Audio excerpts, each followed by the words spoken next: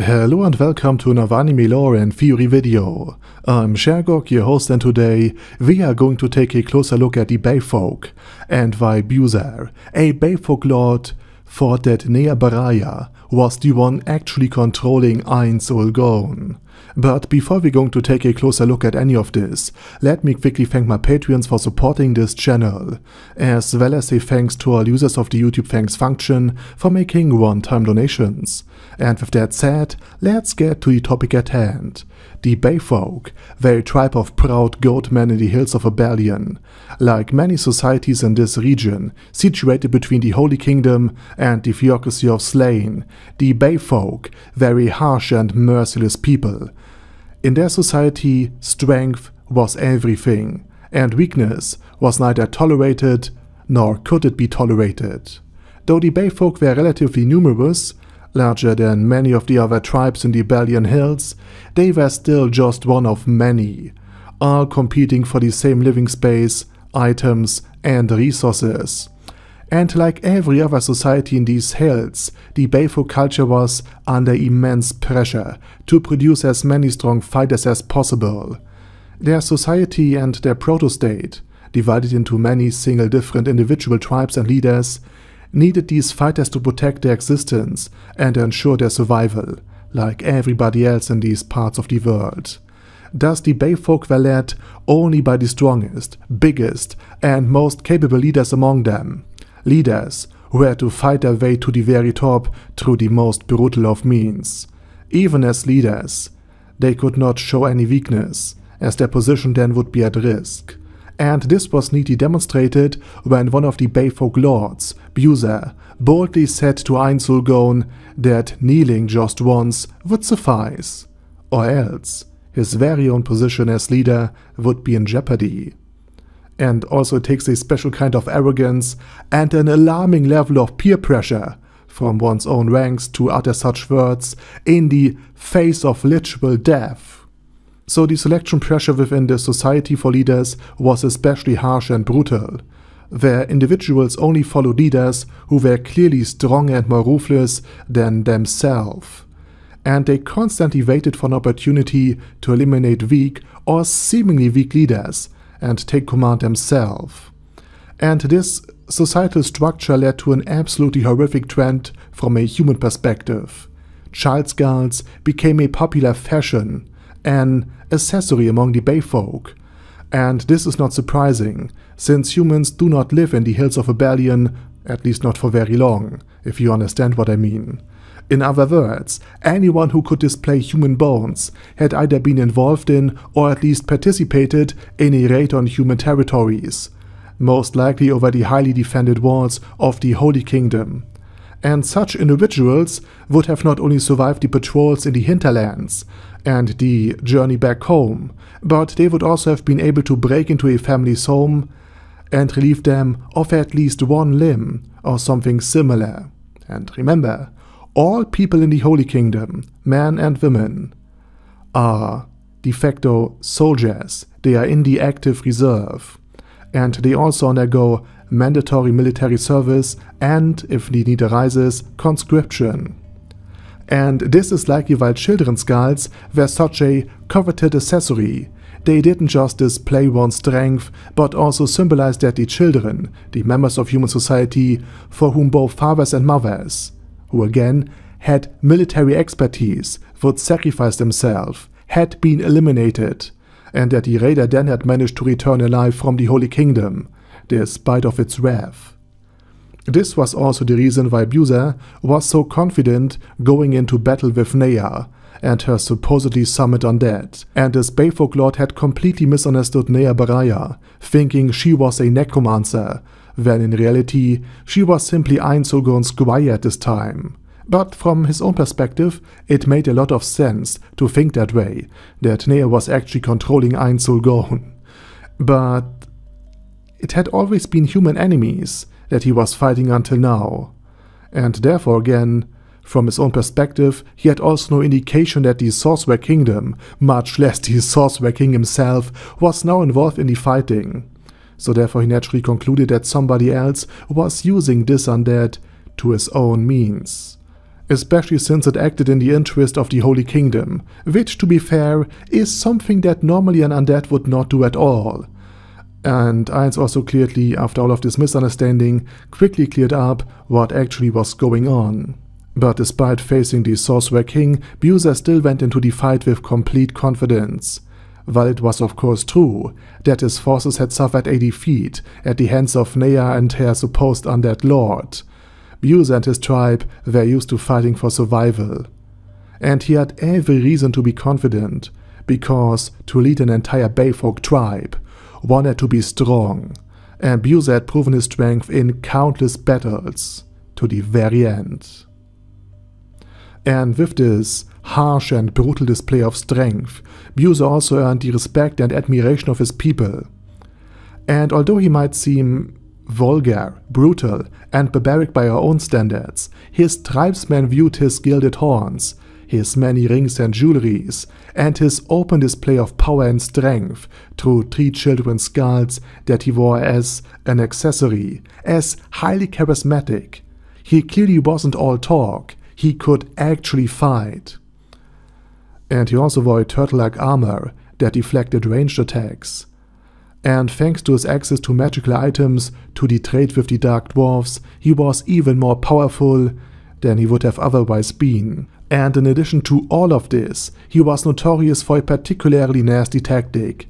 He would simply break his opponent's weapons during battle with a skill, with a martial art. And this had really worked well in the past.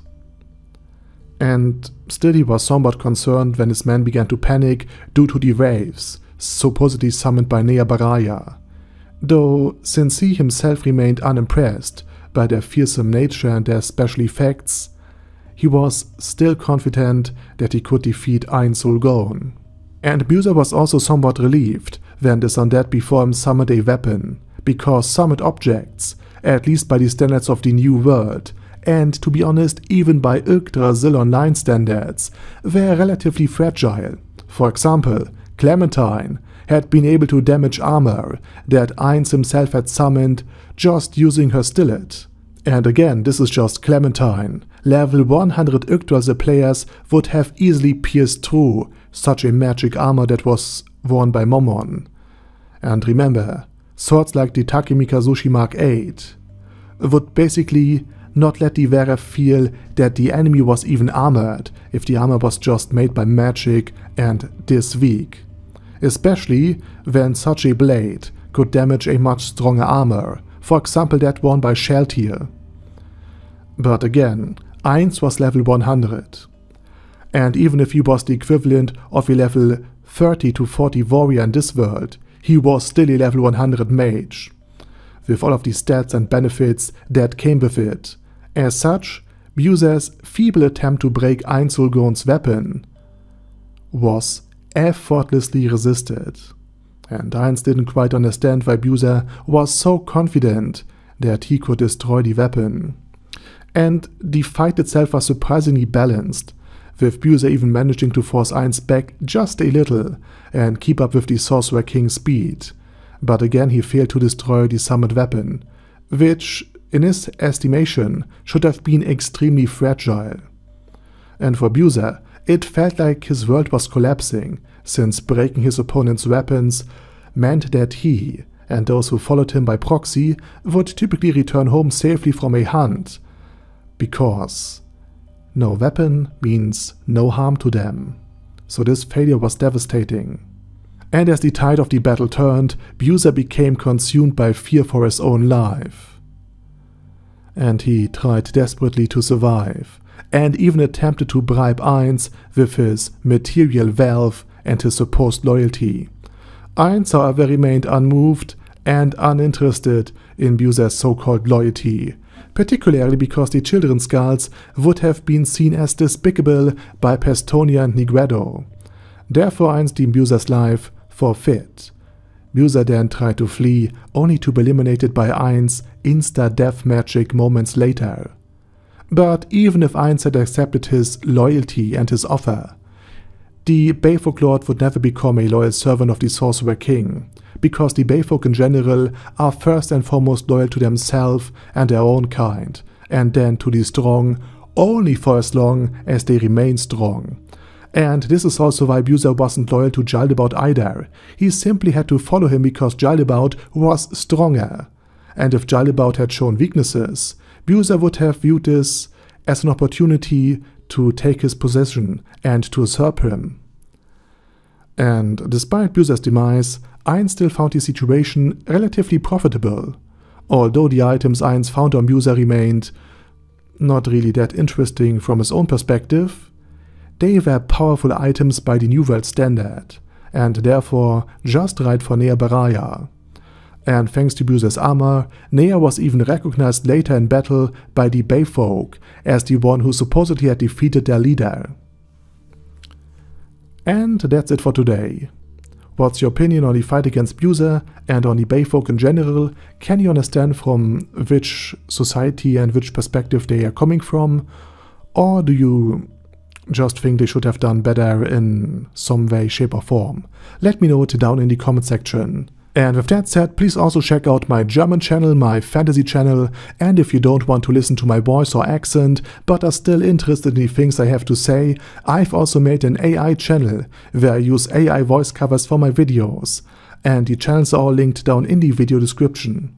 Also please check out my Patreons if you want to support me beyond just leaving a like or sub, and with that said I say thank you very much for watching, thanks to my Patreons for supporting this channel, and special thanks to Other Daddy Other, ASK, Bad Guy Ye, Bad Burrito 316, Beezer, Ben C, Brandon D, Chrissy, Crowley 0221, Sia, Crystal Prime, Dead Slime, Death is Mercy, Deathless Dragonlord, Demon Xenomorph 1987, Devin Downen, Ding Dong, Dan Pep, Dragonlord Placido Saxophone, Duckwagon, Dunkler Krieger, Dystopia, Dystopia II, Enigmatic Unicorn, Feral Shivan, Guy with That Head, Hector Moreno, Hoss, Huster, Jacob G, Jana B, Jason, J. Morris, Chromius, Kyle R,